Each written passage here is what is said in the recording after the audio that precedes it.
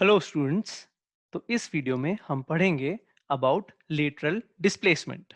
ठीक है, हमने हमारे पिछले वीडियोस में पढ़ा है कि refraction through a glass slab क्या होता है। ठीक है, हम एक रेक्टेंगुलर ग्लास स्लैब लेते हैं और उसके अंदर से जब हम लाइट को पास कराते हैं तो जब लाइट जो है उसके पहले रिफ्रैक्टिंग सरफेस से टकराती है तो वो एयर से कहाँ एंटर हो रही है? ग्लास में। ठीक है, इंसिडेंट लाइट जब स्लैब के पहले रिफ्रैक्टिंग सरफेस से टकराती है यानी कि जब उसमें एंटर होती है तो वो किस तरफ बेंड करेगी? वो एयर से ग्लास में जा रही है, तो यानी कि वो रेयरर से डेंसर मीडियम में जा रही है, तो वो टुवर्ड्स द नॉर्मल बेंड करती है।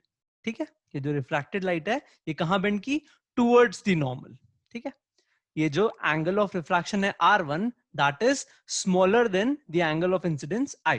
ठीक है, अब ये जो रिफ्रैक्टेड रे है ये स्लैब के दूसरे सरफेस पे जाके टकराई, है ना। अब यहां पर क्या होगा? एक तरफ ग्लास है और दूसरी तरफ वापस एयर है, तो अब वापस रिफ्रैक्शन होगा। पर इस केस में जो रे है वो कहां से कहां जा रही है? वो डेंसर मीडियम से रेयरर मीडियम में जा रही है ना। जब सेकंड रिफ्रैक्शन हो रहा है तो उस केस में जो रे है वो कहां जा रही है? डेंसर से रेयरर मीडियम में। ठीक है, तो ये जो इमर्जेंट रे है ये कहां मूव करेगी? Away from the normal. ठीक है, तो इस केस में देखो कि जो एंगल ऑफ इमर्जेंस होगा ये एंगल ऑफ रिफ्रैक्शन जो R2 है उससे बड़ा होगा। ठीक है, और R1 और R2 जो है ये बराबर होंगे। क्यों? Because these are alternate angles. दोनों साइड्स जो हैं वो पैरेलल हैं और N1 N1 डैश और N2 N2 डैश ये पैरेलल साइड्स के नॉर्मल हैं, तो ये भी दोनों आपस में पैरेलल होंगे, तो यानी कि R1 R2 दोनों बराबर होंगे ऑल्टरनेट एंगल्स वाली प्रॉपर्टी से। तो हमने देखा इस तरीके से अगर स्लैब के दोनों तरफ एयर है तो angle of incidence will be equals to what? Angle of emergence. ठीक है, यानी कि जो इमर्जेंट रे होगी वो इंसिडेंट रे के पैरेलल ही होगी। ठीक है, ये हम कैसे प्रूव किया था? हमने बाय यूजिंग स्नेल्स लॉ। अब आगे बढ़ते हैं। इसी refraction through a glass slab में एक और टर्मिनोलॉजी यूज होती है जिसे हम कहते हैं लेटरल डिस्प्लेसमेंट। लेटरल डिस्प्लेसमेंट होता क्या है? The perpendicular distance between the original path of the incident ray and the emergent ray which is coming out of the glass slab is called as the lateral displacement। ठीक है, ये मेरा glass slab था, इसके ऊपर ये incident ray आई। ठीक, ये रिफ्रैक्ट हुई और दूसरे एंड से वापस बाहर एयर में निकल गई। पर अब देखो जो इसका ओरिजिनल पाथ था वो ये डॉटेड लाइन थी, है ना। अगर ये स्लैब नहीं होती तो ये जो इंसिडेंट लाइट होती है इस डॉटेड लाइन को फॉलो करती। पर क्योंकि मैंने बीच में स्लैब रख दी तो अब जो इमर्जेंट रे है वो इंसिडेंट रे के पैरेलल तो है लेकिन जो उसका पाथ है वो चेंज हो गया है ना, वो थोड़ा सा शिफ्ट हो गया है। और इसी शिफ्ट को, ये जो शिफ्ट हुआ है डी डी डैश, इसे हम कहते हैं लेटरल डिस्प्लेसमेंट। ठीक है, यानी कि लेटरल डिस्प्लेसमेंट है क्या? It is the perpendicular distance between the path of incident light and the path of emergent light.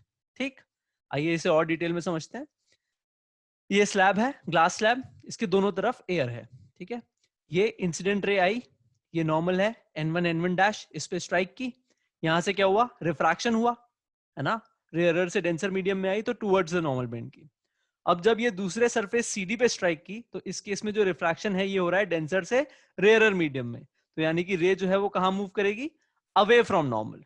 ठीक है, रे मूव की अवे फ्रॉम नॉर्मल। क्लियर? ये जो डिस्टेंस आया मेरा D D dash, this is lateral displacement, और ये जो टी है this is thickness of the glass slab. ठीक, यहां तक कोई दिक्कत नहीं।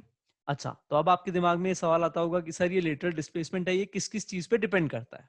ठीक है, तो देखो जो लेटरल डिस्प्लेसमेंट है वो डिपेंड करता है सबसे पहली बात एंगल ऑफ इंसिडेंस पे। जितना ज्यादा एंगल ऑफ इंसिडेंस होगा उतना ही ज्यादा लेटरल डिस्प्लेसमेंट होगा। दूसरा डिपेंड करता है ये थिकनेस ऑफ ग्लास स्लैब पे।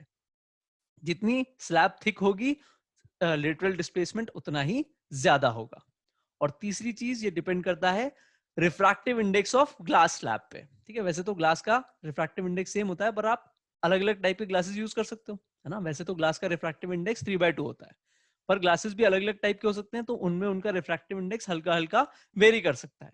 जितना ज्यादा रिफ्रैक्टिव इंडेक्स होगा उतना ही ज्यादा लेटरल डिस्प्लेसमेंट होगा। क्यों? क्योंकि बेंडिंग उतनी ही ज्यादा होगी। ठीक है, अगर हमको इसका मैथमेटिकल एक्सप्रेशन देखना हो लेटरल डिस्प्लेसमेंट कैलकुलेट करने का तो ये हम लेते हैं x is equals to T sine I minus R upon cos R. Here x is lateral displacement, T is thickness of the glass slab, I is angle of incidence and R is angle of refraction. Clear? ये formula अभी हमको derive नहीं करना, जब आप senior classes में 12th में आके जब आप रे ऑप्टिक्स पढ़ेंगे तो उसमें ये आपको डिराइव कराया जाएगा. अभी कोई सवाल आ जाए किसी कॉम्पिटिटिव एग्जाम में तो उसके लिए आपको ये फॉर्मूला बस पता होना चाहिए, ये आपसे अभी डिराइव नहीं कराया जाएगा. क्लियर? तो इस वीडियो में हमने क्या सीखा? हमने सीखा the perpendicular distance between the original path of the incident ray and the emergent ray which is coming out of the glass slab is called as the lateral displacement. हमने सीखा कि lateral displacement होता क्या है. अच्छा, अब ये depend किस किस चीज पे करता है? It depends on angle of incidence, thickness of glass slab and refractive index of the glass slab. Clear? और हमने देखा कि इसका मैथमेटिकल एक्सप्रेशन क्या होता है इसको कैलकुलेट करने का, x is equals to t sin I minus r upon cos r. Clear? So I hope you have enjoyed learning about the lateral displacement. Thank you and keep watching.